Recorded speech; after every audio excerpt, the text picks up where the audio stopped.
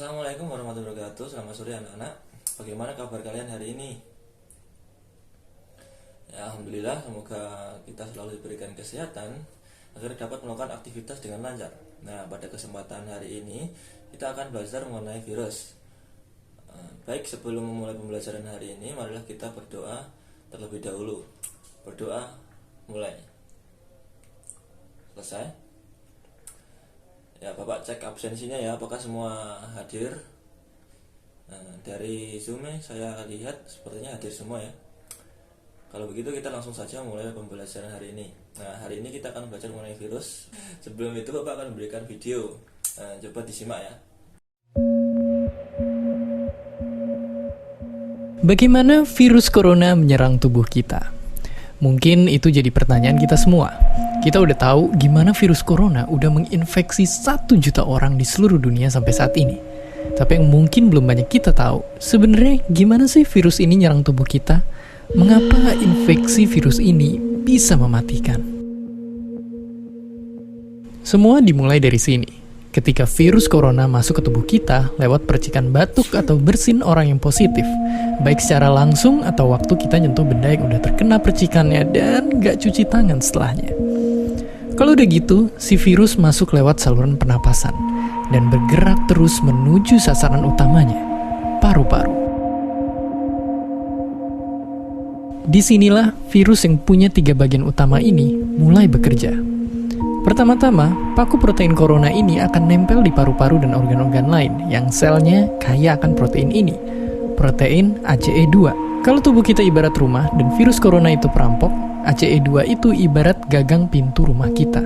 Begitu udah nempel, perlahan tapi pasti virus ini akan ngedorong masuk ke dalam sel kita. Dan begitu berhasil masuk, barulah aksi sebenarnya dimulai. Di fase ini, tubuh virus corona akan membuka dan sang hacker pun terbebas. Dia akan ngehack inti sel sehat untuk nipu sistem imun tubuh kita biar nggak nyerang virusnya. Dan sekaligus ngebuat inti sel jadi memproduksi cikal bakal virus corona baru.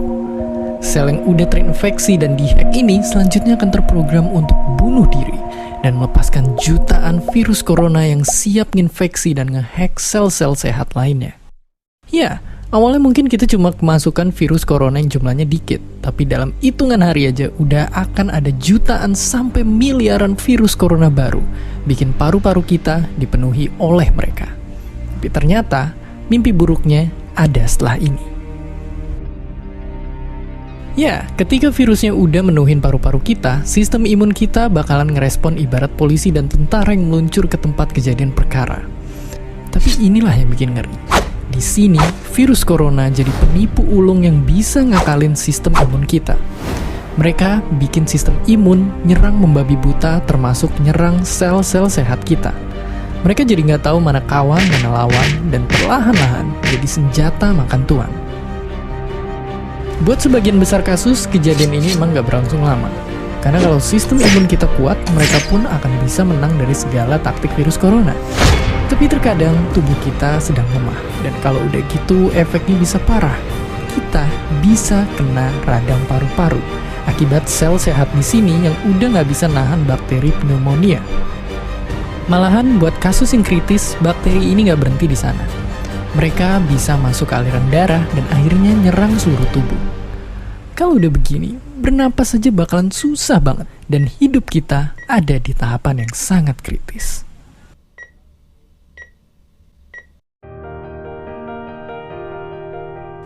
Ya, mungkin dengar fakta-fakta barusan bikin kita takut dan khawatir.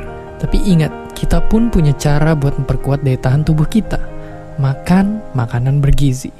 Ya, bukan lagi sekedar 4 sehat 5 sempurna, tapi ikutilah pedoman gizi seimbang yang bisa ningkatin imun tubuh kita. Virus corona bisa parah kalau kita emang sakit. Tapi kalau tubuh kita sehat, kita punya harapan untuk bertahan. Dan seperti biasa, terima kasih.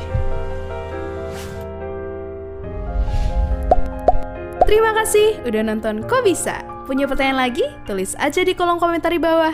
Keep asking and stay curious.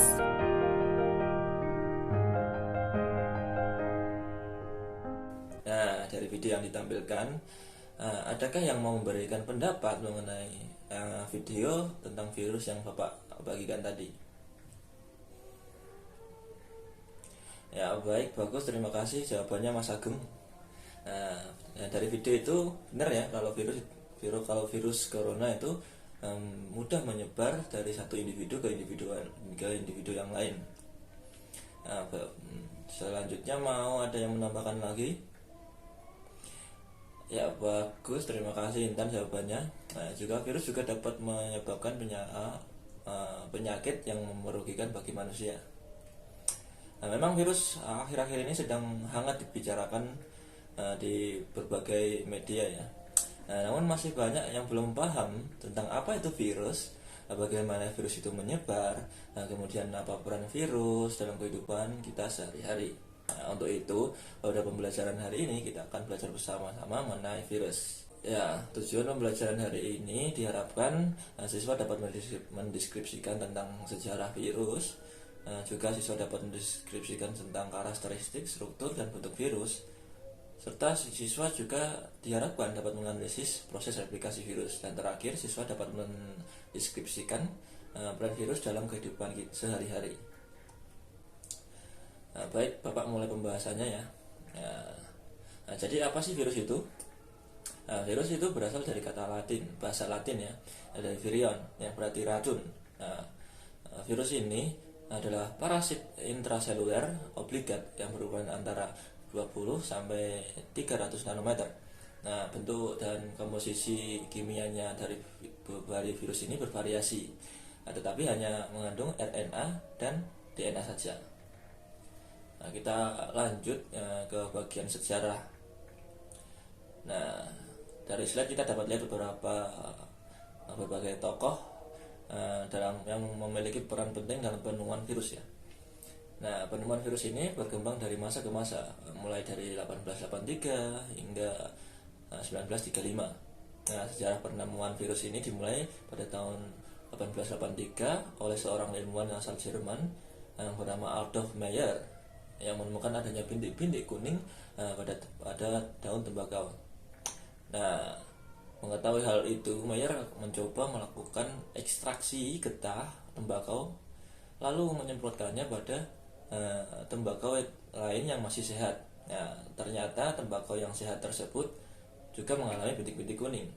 Lalu Meyer menggunakan getah tembakau tersebut menggunakan mikroskop. Nah, ternyata tidak ditemukan adanya bakteri, sehingga ia membuat kesimpulan bahwa makhluk yang menyerang tembakau tersebut berukuran lebih kecil dari bakteri. Penelitian virus selanjutnya terjadi pada tahun 1892 yang dilakukan oleh ilmuwan asal Rusia yang bernama Dmitry Ivanovsky. Nah, beliau ini melakukan penelitian yang sama dengan Meyer, yaitu menyaring getah tembakau yang sakit. Perbedaannya, Dmitry ini menyaring getah tersebut dengan saringan bakteri, lalu hasil saringan tersebut disemprotkan pada tembakau yang masih sehat. Nah, ternyata tembakau tersebut juga terjangkit penyakit yang dapat dilihat dengan munculnya bintik-bintik kuning pada tembakau. Kemudian penelitian dilanjutkan oleh Martinus Beijering yang merupakan ilmuwan dari Belanda. Yang melakukan penelitian sama dengan dua penelitian sebelumnya. Bedanya, Beijering ini mencoba untuk menonaktifkan makhluk tersebut dengan menggunakan alkohol. Hasilnya, alkohol tidak bisa menonaktifkan makhluk tersebut. Beijering menyebutnya dengan virus lolos saring. Ya, yang terakhir ada ilmuwan asal Amerika yang bernama Wendell Meredith Stanley yang berhasil mengkristalkan makhluk penyebab penyakit pada tembakau pada tahun 1935. Kemudian penyakit tersebut diberi nama tobacco mosaic virus atau yang kita sebut sebagai TMV. Nah, kita beranjak ke materi berikutnya, ada karakteristik virus nih. Nah, virus ini memiliki beberapa karakteristik. Yang pertama itu ukuran virus ini adalah mikroskopis, artinya virus memiliki ukuran yang sangat kecil. Nah, ukuran itu antara 20 hingga 300 nanometer. Yang kedua, virus ini memiliki satu asam nukleat. Nah, virus hanya memiliki satu asam nukleat saja, yaitu DNA dan RNA saja. Dengan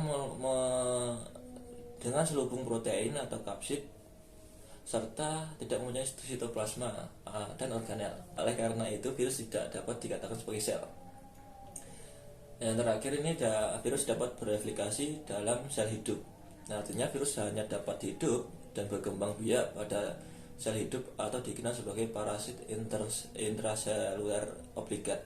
Dan virus dapat dikristalkan karena ketika berada di luar tubuh inang atau kondisi yang tidak menguntungkan bagi virus akan membentuk kristal sehingga sebagai bentuk pertahanan diri virus tersebut.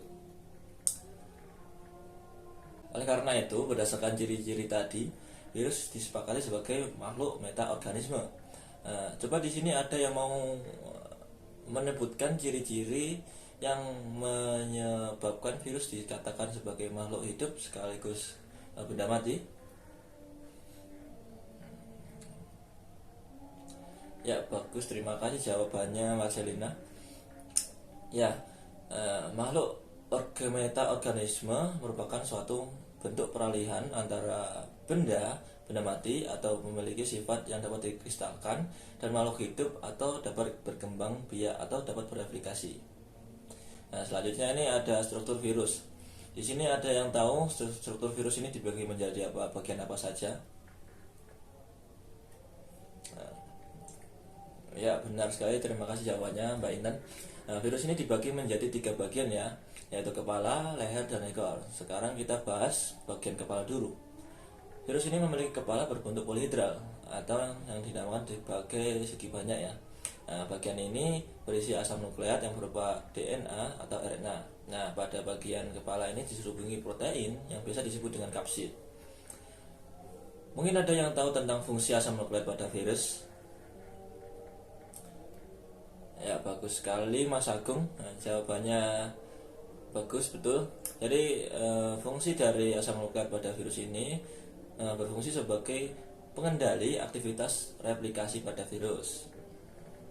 Baik, Bapak lanjutkan ya. Pada bagian selanjutnya ada bagian leher nih. Nah, virus ini memiliki leher yang berfungsi sebagai penghubung antara kepala dan ekor. Pada bagian leher terdapat kerah leher yang berfungsi sebagai penyangga kepala. Oleh karena itu, salah, maaf. Oke, kita beranjak ke bagian akhir yaitu ekor. Nah, fungsi virus ini memiliki ekor ya yang berfungsi sebagai melekatkan diri dan menginfeksi sel inang. Ekor ini memiliki struktur tambahan yang berupa selubung ekor untuk menginjeksi asam nukleat ke virus inang, lempengan dasar sebagai tempat melekatnya serabut ekor dan jarum penusuk. Kemudian serabut ekor sebagai reseptor untuk menerima rangsang dan jarum penusuk untuk melubangi dinding sel inangnya. Nah, kita beranjak ke materi selanjutnya yaitu bentuk virus. Nah, virus ini memiliki beberapa bentuk yang beragam, antara bulat, bentuk huruf T, oval, polihedral, batang, dan filamen. Nah, bentuk yang pertama itu tubuh dengan tubuh yang bulat. Nah, dimiliki oleh virus-virus penyebab penyakit seperti AIDS, yaitu Human Immunodeficiency Virus atau yang bisa disebut dengan HIV. Nah, dan kedua ada bentuk dengan huruf T. Nah, pada bacteriophage, virus yang menyerang bakteri E. coli. Nah, bentuk selanjutnya ada bentuk tubuh oval yang dimiliki oleh virus penyebab penyakit rabies dan influenza. Kemudian ada bentuk tubuh polihedris yang dimiliki oleh virus adenovirus yaitu penyebab demam. Dan bentuk tubuh filamen yang dimiliki oleh virus Ebola. Yang terakhir ada bentuk tubuh batang yang dimiliki oleh virus TMV atau tobacco mosaic virus. Nah, di sini Bapak akan bertanya mengenai virus TMV nih. Tadi kan Bapak sudah jelaskan kan. TMV itu virus yang menyerang apa sih? Ada yang mau menjawab? Ya, benar. Terima kasih jawabannya Mbak Nadira. Nah, jadi kalau anak-anak masih ingat tadi Bapak menjelaskan TMV itu menyerang tanaman tembakau ya. Nah, oke, Bapak lanjutkan ya. Selanjutnya ada bagian tentang replikasi virus. Nah, virus ini memiliki cara replikasi menjadi 2 cara, yaitu melalui daur litik dan daur lisogenik.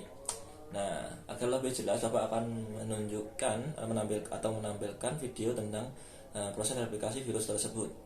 Pada siklus lisogenik, DNA virus menjadi bagian dari kromosom sel induk dan bereplikasi memanfaatkan replikasi sel induk.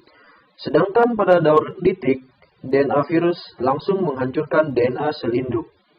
Pada daur lisogenik, bakteriofag menempel pada sel induk dengan menempel pada reseptor khusus pada permukaan selnya. Kemudian virus menyuntikkan DNA-nya ke dalam sel induk. DNA virus kemudian menempel pada bagian khusus pada kromosom sel induk. DNA virus ini kemudian disebut provirus. Setiap kali DNA bakteri bereplikasi, provirus juga bereplikasi. Dan setiap sel membelah, provirus juga akan terbagi pada setiap sel anakan.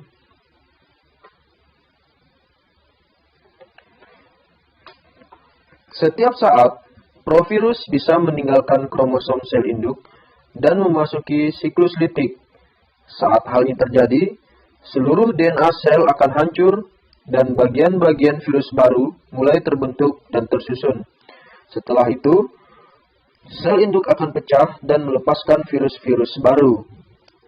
Pada daur litik, virus mengambil alih seluruh aktivitas metabolisme pada sel, bereplikasi, dan menghancurkan sel induk.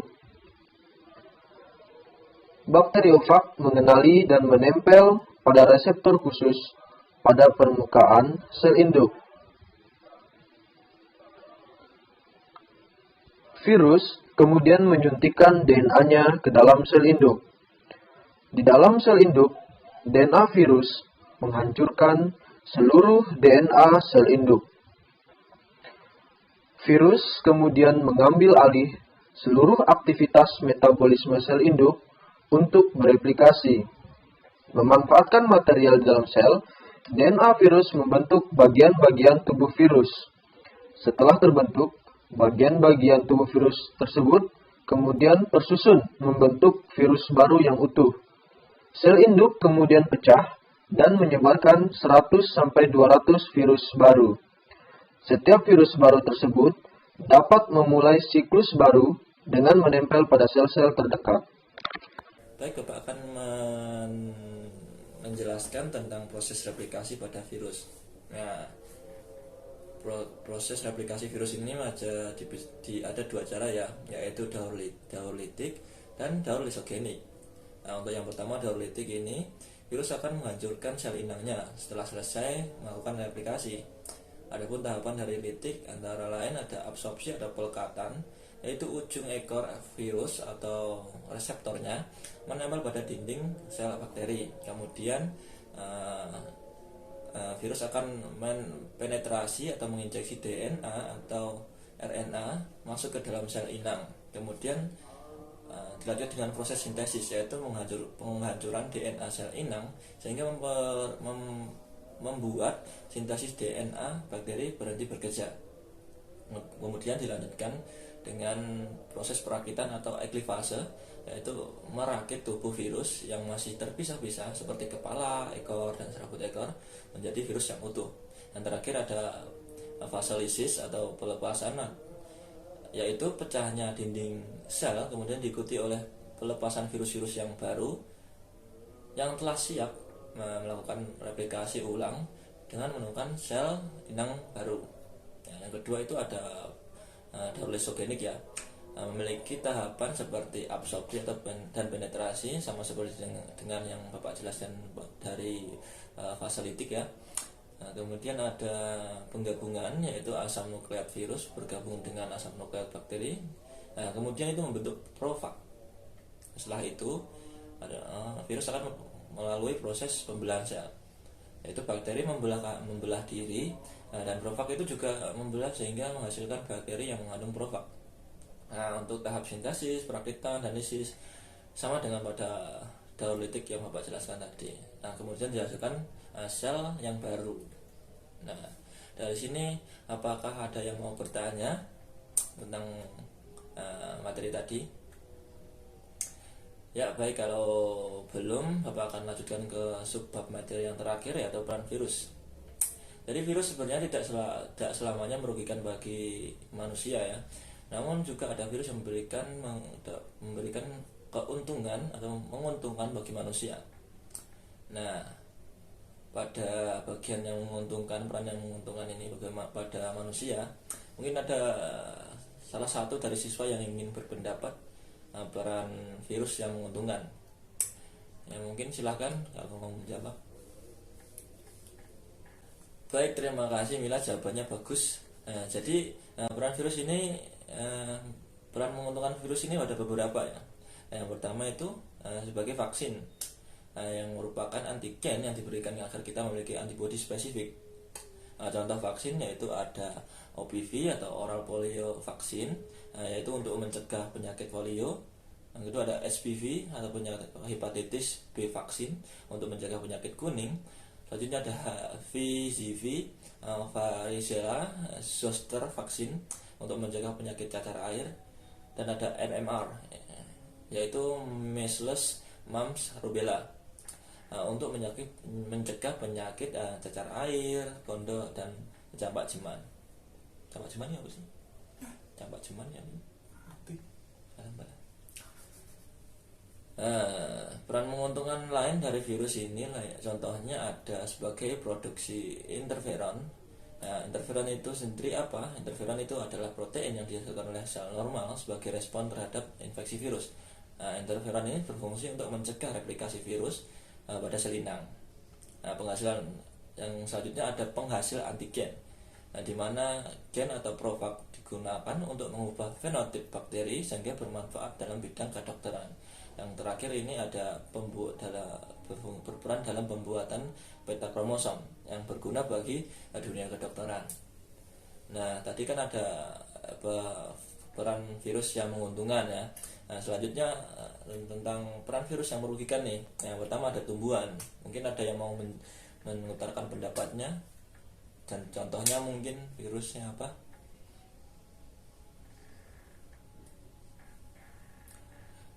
Ya baik, terima kasih Erlina jawabannya. Nah, jadi bakteri yang merugikan pada tumbuhan ini ada beberapa ya. Yang pertama itu ada tobacco mosaic virus atau TMV yang dapat mengakibatkan bercak kuning pada tembakau. Yang kedua ada cucumber mosaic virus atau CMV yang menyerang tanaman mentimun. Dan terakhir yang ketiga ada bean mosaic virus, itu virus yang menyerang tanaman buncis. Tadi kan peran virus yang merugikan pada tumbuhan ya. Selanjutnya kita akan melanjutkan peran virus yang merugikan pada hewan. Mungkin ada yang mau menjawab virus yang merugikan bagi hewan ini apa saja? Baik, terima kasih Marcella atas jawabannya. Nah, jadi virus yang menyerang hewan ini ada beberapa ya. Contohnya itu ada virus yang penyebab FMD atau foot and mouth disease yang menyerang kuku dan mulut hewan pemamah biak seperti sapi, kambing, dan kerbau. Selanjutnya ada rhabdovirus nih yang mengakibatkan penyakit rabies pada anjing dan kera. Oke, selanjutnya ini ada peran virus yang merugikan pada manusia. Ada yang ingin menjawab mungkin? Ya baik, terima kasih Mas Agung atas jawabannya. Jadi ada beberapa virus yang merugikan bagi manusia. Contohnya untuk yang sedang hangat saat ini seperti SARS-CoV yang menyebabkan infeksi saluran pernafasan. Selanjutnya ada varicella zoster yang mengakibatkan cacar pada kulit. Yang ketiga ada human immunodeficiency virus atau HIV yang menyerang sel darah putih. Kemudian ada virus herpes yang mengakibatkan penyakit infeksi pada mulut, infeksi alat kelamin, dan tumor. Dan ada juga virus hepatitis B yang mengakibatkan penyakit kuning. Oke, baik, terima kasih. Jadi dari yang dari yang disebutkan oleh teman-teman kalian itu menunjukkan bahwa virus dapat menyebabkan dampak menguntungkan dan merugikan tentunya. Nah, oke. Anak-anak itu tadi semua adalah pembelajaran kita hari ini. Mungkin ada yang mau menyimpulkan tentang pembelajaran hari ini? Ya, terima kasih atas kesimpulannya Mbak Era. Jadi kesimpulannya dari pembelajaran hari ini itu ada virus merupakan makhluk peralihan karena memiliki sifat yang dapat dikristalkan seperti benda mati dan dapat berkembang biak atau bereplikasi seperti makhluk hidup. Kemudian virus ini memiliki struktur tubuh dasar atas kepala, leher, dan ekor. Kemudian virus berkembang melalui replikasi yang terbagi menjadi dua fase, yaitu daur litik dan daur lisogenik. Yang terakhir ini virus memiliki peran yang menguntungkan dan merugikan pada kehidupan. Baik, terima kasih untuk sampai saat ini. Adakah yang mau ditanyakan anak-anak? Baik, jika tidak ada, kita akan mengadakan evaluasi dengan mengerjakan soal kuis secara individu. Nah, soal kuis ini akan Bapak bagikan linknya melalui ruang chat. Silakan untuk masuk pada link yang sudah saya share pada grup chat. Baik, selamat kepada Mas Agung yang sudah mendapatkan skor tertinggi. Untuk yang lain jangan berkecil hati ya, tetap semangat dalam belajarnya. Baik, terima kasih untuk seluruh siswa yang sudah terlibat. Jadi di sini Bapak akan memberikan tugas pada kalian. Bacalah buku literatur dari berbagai sumber mengenai virus HIV. Kemudian buatlah poster mengenai kampanye tentang bahaya virus dalam kehidupan, terutama bahaya AIDS berdasarkan tingkat virulensinya sesuai kreativitas kalian. Dalam waktu pengerjaannya 2 minggu. Jika sudah selesai dapat dikemukakan oleh Bapak. Jadi seperti itu anak-anak. Mungkin ada yang ditanyakan mengenai Bapak terkait tugas yang Bapak berikan. Baik, untuk tugasnya formatnya itu A4 ya. Ada yang mau bertanya lagi? Jika tidak, mari kita akhiri pembelajaran hari ini.